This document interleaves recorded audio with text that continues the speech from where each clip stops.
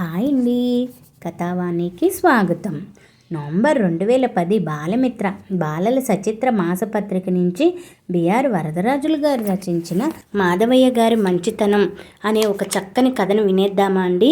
మాధవయ్య తన దుకాణంలో 4 పనివారి పట్ల ప్రేమానురాగాలతో పనులు జరిపించుకుంటూ ఉండేవాడు. అప్పుడప్పుడు వారి సాంసారిక ఇబ్బందులను తెలుసుకొని కొంతవరకు సహాయం చేసేవాడు. ఆ కారణంగా మాధవయ్య నలుగురిలో ఓ మంచి షావుకారుగా పేరు సంపాదించుకున్నాడు. ఆ ఊర్లో రామచంద్రుడు అనే భార్య కూతురుతో సంసారం గడవక నానా అవస్థలు పడుతూ ఉండేవాడు. ఒక దినం భార్య అమ్మాజీ భర్తతో, అమ్మాయి పెళ్ళిడు ప్రాయంకు వచ్చేసింది, దినంకి ఇల్లు గడవడం చాలా కష్టంగా ఉంటుంది. ఇలా అయితే అమ్మాయికి పెళ్ళి ఏం చేయగలం? అలా గోళ్ళు గిల్లుకుంటూ కూర్చునే బదులు వెళ్ళి ఆ మాధవయ్య షావుతో మన కష్టాన్ని చెప్పుకొని ఏదైనా విసురుబాటి పని ఇవ్వకపోడు. పొలం మీద వచ్చే గింజలతో నువ్వు కూడా 4 రాళ్ళు సంపాదిస్తే ఏదో వేడినీళ్ళకు చన్నీళ్ళుగా ఉంటుంది. ఆ తరువాత కాలు చెయ్యి కూర్చుకుని అమ్మాయినో ఇంటిదాన్ని చేసి మనం ఏ చోట అయినా రామ కృష్ణ అంటూ ఎక్కడ కాలం గడిపినా రోజులు గడిచిపోతాయి అన్నది. రామచంద్రుడికి భార్య సలహా సబబుగానే తోచి మాధవయ్య దగ్గరికి వెళ్ళి తన పరిస్థితినంతా చెప్పుకొని ఏదైనా పని కోరాడు. మాధవయ్య రామచంద్రుని నుండి తనకు కావలసిన వివరాలని రాబట్టుకుని పనిలోకి చేర్చుకున్నాడు. పనిలో ఒకడైన శివయ్యతో బాగా స్నేహం ఏర్పడ్డది. ఒకరి కష్టాలు ఒకరు మనసు విప్పి చెప్పుకుంటూ ఉండేవారు. ఒక పర్యాయం మాటల్లో శివయ్య రామచంద్రుడితో, మన షావుకారు చాలా మంచి వ్యక్తి, కష్టపడి పనిచేసేవాడి మీద ఓ కన్ను వేసి కష్ట సమయంలో ఆదుకుంటాడు. నీకు చూస్తే అమ్మాయి పెళ్లి సమస్య ఉంది, కష్టపడి శ్రద్ధగా పని చేస్తూ ఉండు అన్నాడు. నెల దినాలు గిర్రును తిరిగావి. షావుకారు అందరకు జీతాలు చెల్లించాడు. జీతం లెక్క పెట్టుకొని చూసిన రామచంద్రుడికి ఒక్కసారిగా నిరాశ కలిగింది. అందరూ మీద తనకు 500 తక్కువగా కనపడ్డవి. శివయ్య విని, ఇందులో ఆశ్చర్యపోవాల్సింది ఏమీ లేదు, కొత్తగా చేరావు కదా, 1-2 నెలలు ఈ విధంగా నీ జీతం ఉండొచ్చు, అంతేకాని షావుకారు గారి పక్షపాత వైఖరి కాదు అన్నాడు. రామచంద్రుడు భార్య భర్త తెచ్చిన జీతంని చూసి చాలా ఆనందించి లక్ష్మీవరప్రసాదంలా భావించింది. 3 నెలలు గడిచావి. రామచంద్రుడు జీతంలో మార్పు కనపడలేదు. షావుకారు మీద కోపం ముంచుకు వచ్చింది.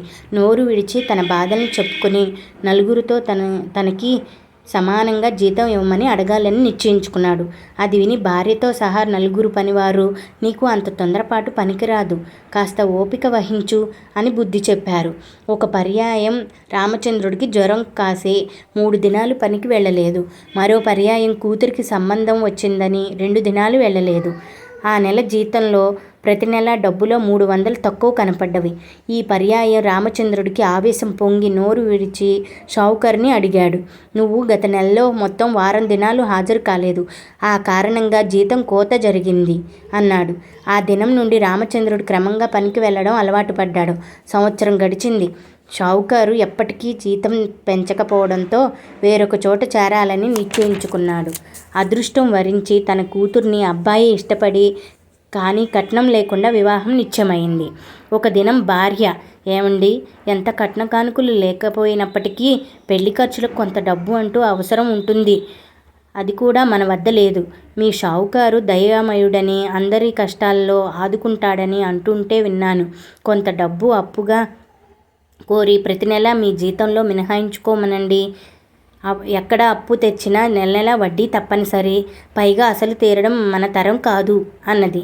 రామచంద్రుడికి భార్య సలహా సముచితంగా తోచింది. కానీ నోరు విడిచి ఎలా మాట్లాడాలో అర్థం కాక తికమక పడ్డాడు. అది గ్రహించిన అమ్మాజీ కూడా భర్త వెంట షావుకారు వద్దకు బయలుదేరింది.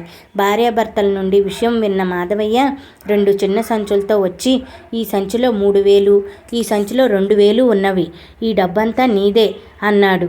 భార్యాభర్తలు ఒక్కసారిగా గతుక్కుమని ముఖముఖాలు చూచుకోవడం గ్రహించి, నువ్వు పనిలో చేరినప్పుడు నీ వివరాలతో నీకు అమ్మాయి పెళ్లి బాధ్యత ఉన్నదని గ్రహించాను. నీకు ఇచ్చే జీతంలో 500 ప్రతి నెల వెనకేసుకుంటూ వచ్చాను. ఇకపోతే ఈ సంచిలో డబ్బు ఏమిటంటే నువ్వు పనికి రాకుండా ఉన్న రోజులో కోత చేయబడిన డబ్బు. దానికి నా వంతు అమ్మాయి పసుపు కుంకుమ నిమిత్తం 1000 116. అయితే మరో ముఖ్యమైన విషయం, అందరిలా నీకు నేను సరిపడా జీతం ఇవ్వడం లేదని ప్రతి నెల నీ నోటి నుండి జారుతున్న ఆరోపణలు నా చెవిన పడుతూనే ఉన్నా నీ బోటివాడు అమ్మాయి పెళ్లికి ఏ ఇబ్బంది కలగకుండా ఉండాలని ఇలా చేశాను అన్నాడు. భార్యాభర్తలు తమ తప్పులను ఉదార బుద్ధితో క్షమించమని కోరారు. అందరూ మాధవయ్య మంచితనం మరో పర్యాయం తెలిసొచ్చింది. కథ సమాప్తమండి. Thank you for watching. Please subscribe for more stories.